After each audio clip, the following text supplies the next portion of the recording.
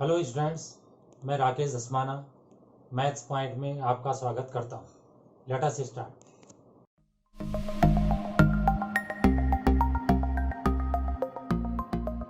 JEE advance 2019 maths solution के अंतर्गत इस क्वेश्चन को देखिए। मैट्रिसेस और डिटर्मिनेंट से ये क्वेश्चन है, बहुत ही अच्छा क्वेश्चन है। Let m is equal to 0 1 a 1 2 3 3 b1 and adjoint m is equal to -1 1 -1 8 -6 2 -5 3 -1 where a and b are real numbers. Which of the following options are correct? A plus b is equal to 3, adjoint m whole inverse plus adjoint of m inverse is equal to -m. If m into alpha beta gamma is equal to 1 2 3, then alpha minus beta plus gamma is equal to 3. Determinant of adjoint of m square is equal to 81. तो question को देखिए किस तरीके से इस type के questions करे जाते हैं। सबसे पहले आपको ये पता होगा कि किसी मैट्रिक्स का उसके इन्वर्स से मल्टीप्लाई होके आई आता है, क्योंकि इन्वर्स की डेफिनेशन ये है, A B equals B A equals अगर आई होता है तो A is called inverse of B and B is called inverse of A, and A B equals B A equals I होता है। तो यहाँ पे आप देख लीजिए कि आई और उसके ए और उसके इन्वर्स का प्रोडक्ट आई होता है। But you also know inverse of a matrix equals adjoint of A upon determinant of A. तो इन्वर्स जो है adjoint of A upon determinant of A भी होता है। तो अब इस लाइन को आगे बढ़ाइए तो ये जो डिटर्मिनेंट है यहाँ इनटू में चला जाएगा, तो a into adjoint of A equals आ जाएगा डिटर्मिनेंट ऑफ ए आई। अब जहाँ जहाँ a है वहाँ वहाँ मैंने m लिख दिया क्योंकि क्वेश्चन में m है, तो ये वाली लाइन आ गई। अब इस लाइन को गौर से देखिए, m की वैल्यू रख ली 0 1 a 1 2 3 3 b1 और एडजॉइंट m की वैल्यू क्वेश्चन में दे रखी है -1 1 -1 8 -6 2 -5 3 -1, वो भी रख दी। डिटर्मिनेंट m हमें पता नहीं है, लेकिन हमको ये पता है कि m का ऑर्डर 3/3 है, तो i भी 3/3 होगा, वो भी हमने रख लिया। तो इस लाइन तक आपको समझ में आ गया होगा। अब इसको हमने इससे मल्टीप्लाई कर लिया, मल्टीप्लिकेशन आपको आता है, फिर भी मैं एक बार बता दूं, ये 3/3 है और ये भी 3/3 है, तो बीच में जो है वो सेम होना चाहिए, तो फिलहाल बीच में सेम है, तो जो रिजल्ट आता है वो 3/3 आता है। इसका मतलब इसका जो प्रोडक्ट होगा वो एक 3/3 मैट्रिक्स होगा। अब जैसे इसका एक पहला एलिमेंट निकालना है, वो आपको पता है कि 3/3 तब होगा जब इसके 9 एलिमेंट होंगे। जैसे आपने इसका पहले एलिमेंट निकालना है तो इसके फर्स्ट रो का मल्टीप्लाई, क्योंकि ये फर्स्ट रो में, इसके फर्स्ट कॉलम से होता है, क्योंकि ये फर्स्ट कॉलम में। ऐसा मैं इसलिए कह रहा हूँ कि कभी ध्यान में नहीं रहता या आपने अलग तरीके से सीखा होता है। तो यहाँ पर देखिए, तो इसको लाने के लिए इसका फर्स्ट रो का मल्टीप्लाई इसके फर्स्ट कॉलम से होगा, तो 0 इंटू -1 0, फिर बीच में प्लस, इसको एक स्टेप आगे 1, इसको एक स्टेप आगे 1 इंटू 8 8 प्लस a इंटू -5, ये इस तरीके से आ गया। फिर मैंने बीच वाला नहीं निकाला, ये वाला निकाला, तो इसका मल्टीप्लाई इससे कर दिया 0 इंटू -1 0 1 इंटू 2 a इंटू -1 इस तरीके से ये वाला भी लिख दिया 3 into -1 b into 8 and 1 into -5। आप सोच रहे होंगे 9 एलिमेंट है तो ये तीनों ही क्यों निकाले? क्योंकि मैंने वो एलिमेंट नहीं निकाले जिसमें एयर भी नहीं है। दूसरा मैंने 3 इसलिए निकाले कि 3 अननोन है, a b और m, तो 3 से हमारा काम चल जाएगा। आगे देखिए, ये जो 8 5a है, 8 5a किसके इक्वल होगा? डिटरमाइनस m इंटू 1 के इक्वल होगा। तो 8 5a को डिटरमिनेंट m के इक्वल रख लिया, उसके बाद इसे बाद में बताता हूँ। जो 2 माइनस ए है वो किसके इक्वल होगा, डिटरमिनेंट एम इंटू जीरो, मतलब जीरो ही हो गया। तो 2 माइनस ए किसके इक्वल होगा, जीरो के इक्वल होगा। क्या बोला मैंने, 2 माइनस ए जीरो के इक्वल होगा, तो इसे ए जो है 2 आ गई। और जो ए 8b माइनस 8 है वो किसके इक्वल होगा, डिटरमिनेंट एम इंटू जीरो। तो यहाँ से 8b माइनस 8 जो है वो जीरो के इक्वल होगा, तो b जो है आपका 1 आ जाएगा। तो यहाँ से b की वैल्यू आपकी 1 आ गई। ए और बी आपको मिल चुके हैं, तो a प्लस बी आपका 3 आ गया, which is option A. Therefore option A is correct. तो अभी तक हम केवल ऑप्शन ए कर पाए। अब आगे देखिए, एडजॉइंट एम का inverse plus adjoint M inverse को आप इस तरीके से लिख सकते हैं। बाहर का इन्वर्स हमने वैसे लिखा है, एडजॉइंट जो होता है वो डिटरमिनेंट एम और एम इन्वर्स होता है। तो उसके लिए हमने यहाँ पे ये डिस्कशन करा है। ए और ए इन्वर्स जो है आई होता है, इसको ऐसा भी लिखा जा सकता है। तो यहाँ से ए और adjoint of A determinant A आ गया, तो इससे जो एडजॉइंट ए आ गया, डिटरमिनेंट ए और एम इन्वर्स आ गया, ए के बदले एम रख दिया, तो ये वाली लाइन आ गई। अब जहाँ एम है वहाँ एम इन्वर्स रख दिया, तो ये वाली लाइन आ गई। तो इन दोनों को आप समझ गए होंगे।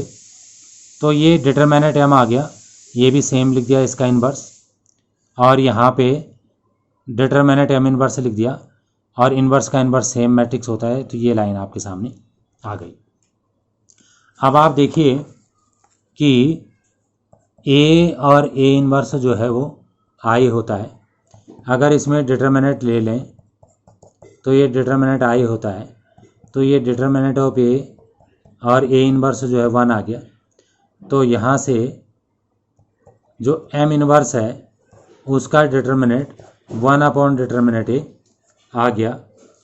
तो इसको हमने इस तरीके से लिख दिया।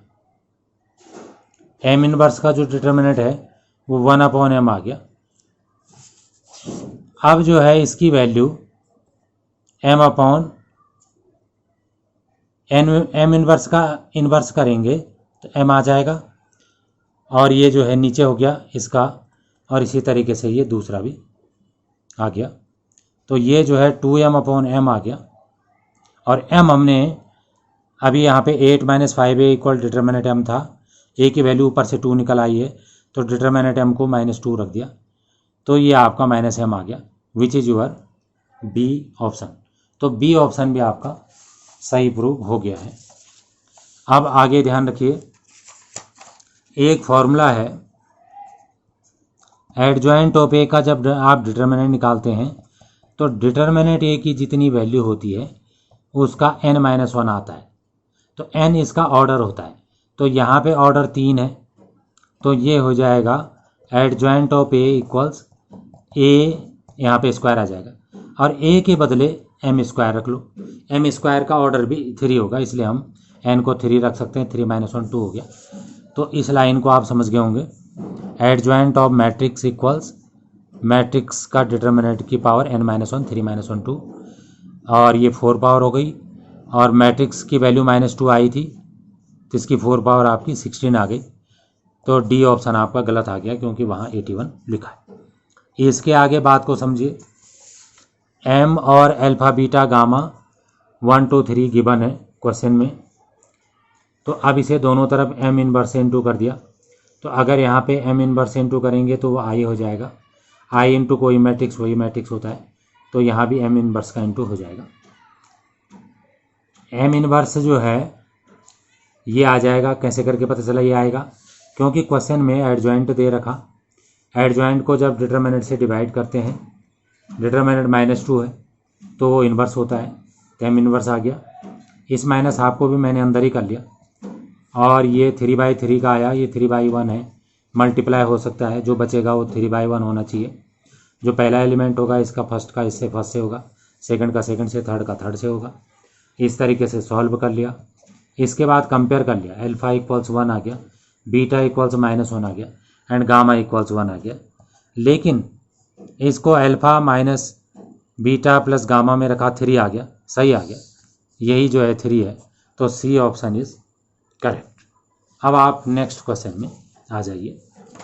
नेक्स्ट क्वेश्चन में इस तरीके से दे रखा, let F R to R be a function, we say that F has property if limit H tends to 0 F H minus F 0 upon root mod H exist and is finite, and property 2 if limit h tends to 0 fh minus f0 upon h square exist and is finite, then which of the following options is are correct। Property के according ये function इसमें fit बैठाने। तो पहला है F X बराबर X to the power 2 upon 3, और property 1 के लिए तो इसमें सेकंड के बारे में सोचना ही नहीं, केवल हमें फर्स्ट प्रॉपर्टी को चेक करना है। तो फर्स्ट प्रॉपर्टी में एफ एक्स नहीं, फर्स्ट ऑप्शन में F X X to power 2 upon 3 है, वो लिख दिया और फर्स्ट प्रॉपर्टी लिख दी। अब जहाँ जहाँ एफ एच है ये और एफ एक्स एक्स 2 अपॉन 3 है, तो एफ एच कितना होगा, एच 2 अपॉन 3 पावर होगा, 0 की पावर भी 2 अपॉन 3 होगा, रूट मॉड एच होगा, लिमिट एच टेंड्स टू 0 हो गया। इसको हम मॉड एच की पावर 2 अपॉन 3 लिख सकते हैं, क्योंकि आप इसे ऐसा लिख सकते हैं, इसको ऐसा लिख सकते हैं एच स्क्वायर की पावर 1 अपॉन 3 और एच स्क्वायर को मॉड एच का स्क्वायर और इसकी पावर 1 अपॉन 3 लिख सकते हैं। तो ये वाला आ गया। नीचे मॉड एच की पावर 1 अपॉन 2 है। अब सब्ट्रैक्ट में पावर, डिवाइड में पावर सब्ट्रैक्ट होती है, तो पावर सब्ट्रैक्ट कर दी, तो इसकी 1 अपॉन 6 पावर आ गई। एच को 0 रखिए, 0 का मॉड 0 ही होता है, वह 0 आ गया। तो ऑप्शन ये जो है वो करेक्ट आ गया, सिंस 0 इज फाइनाइट। अब जो है बी पार्ट में आ जाइए। बी पार्ट में लिखा है कि एफ एक्स मॉड एक्स है, वो हमने लिख दिया। प्रॉपर्टी इस बार फर्स्ट ही लेनी है, फर्स्ट प्रॉपर्टी मैंने एक बार दोबारा ले ली। एफ एच जो है मॉड एच हो जाएगा -0, ऊपर मॉड एच की 1 पावर है, नीचे आधी पावर है, तो आधी पावर बचेगी, मतलब रूट, इसमें एच को 0 रख दिया, 0 आ गया, विच इज अगेन फाइनाइट। तो ये प्रॉपर्टी बी को सेटिस्फाई कर दिया, तो बी ऑप्शन भी हमारा सही आ गया। सी ऑप्शन में जो एफ एक्स है वो एक्स मॉड एक्स है, इसमें प्रॉपर्टी 2 लगानी है।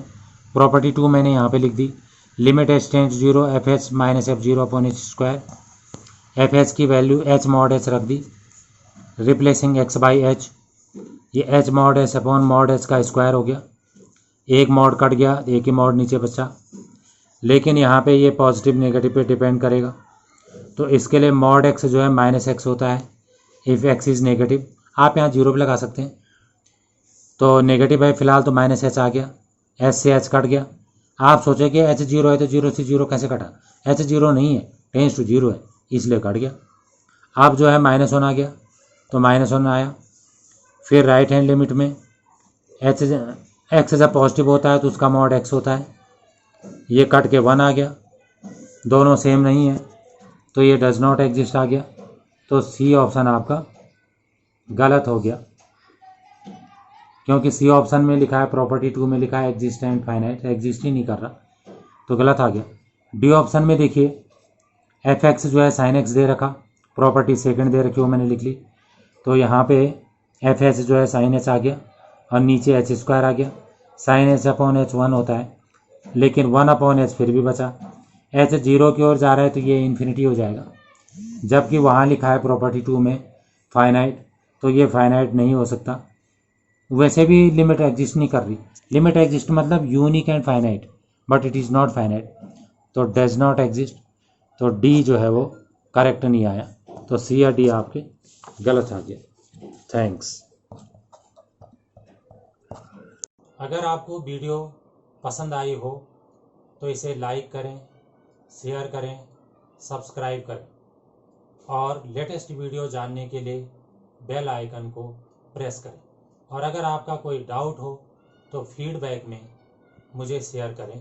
थैंक्स।